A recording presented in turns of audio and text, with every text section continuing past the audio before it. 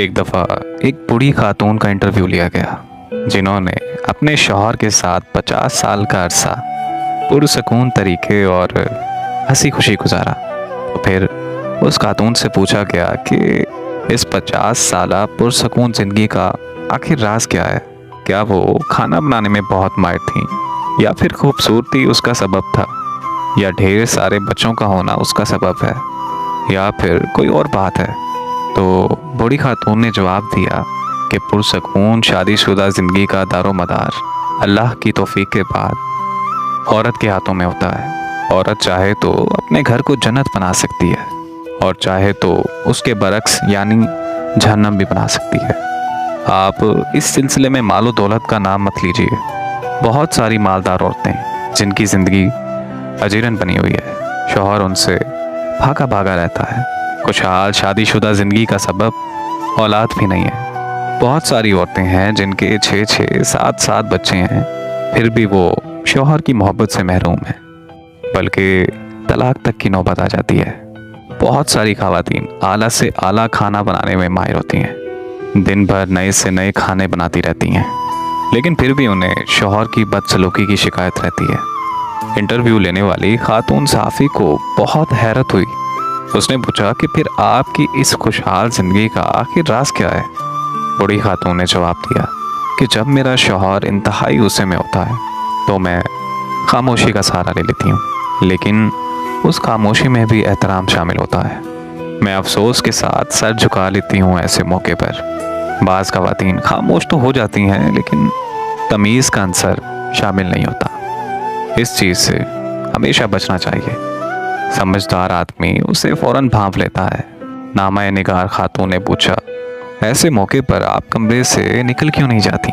तो बूढ़ी खातून ने जवाब दिया कि नहीं, ऐसा करने से शौहर को ये लगेगा कि आप उससे जान छुड़ा रही हैं। आप अपने शौहर की कोई बात सुनना ही नहीं चाहती।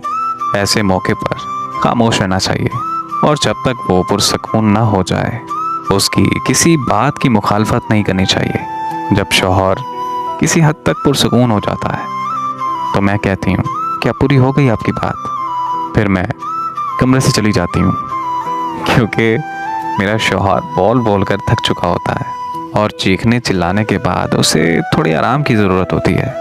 मैं कमरे से निकल जाती हूँ और अपने मामूल के मुताबिक अपने कामों में मसरूफ़ हो जाती हूँ। खातून सहाफ़ी ने पूछा कि इसके बाद आप क्या करती हैं? क्या आप बोल चाल बंद करने का असलूब अपनाती हैं? एक आध हफ्ता बातचीत ही नहीं करती? तो बूढ़ी खातून ने जवाब दिया, अरे नहीं तो, इस बुरी आदत से हमेशा बचना चाहिए।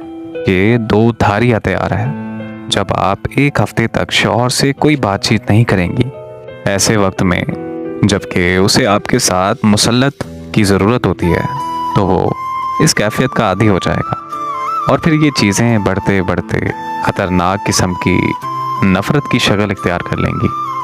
खातून सहाफ़ी ने पूछा कि फिर आप क्या करती हैं? तो बूढ़ी खातून बोली, मैं 2-3 घंटे बाद शौहर के पास एक गिलास जूस या एक कप चाय का लेकर जाती हूँ और मोहब्बत भरे अंदाज में कहती हूँ, अरे पी लीजिए ना। हकीकत में शौहर को इसी चीज़ की ज़रूरत होती है। फिर मैं अपने शौहर से नॉर्मल अंदाज में बात करने लगती हूँ। वो मुझसे पूछता है कि क्या मैं उससे नाराज़ हूँ?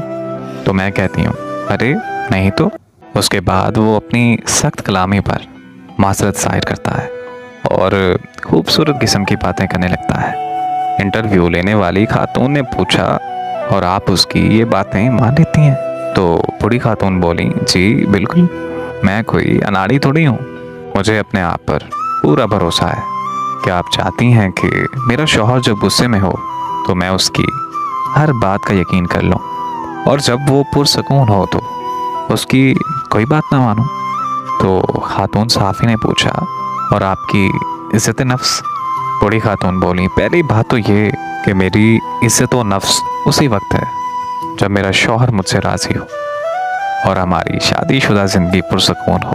दूसरी बात ये कि शौहर और बीवी के दरमियान इज़्ज़त व नफ्स की कोई चीज़ नहीं होती। जब बीवी और शौहर एक दूसरे के लिबास में हैं तो फिर कैसी इज़्ज़त व नफ्स?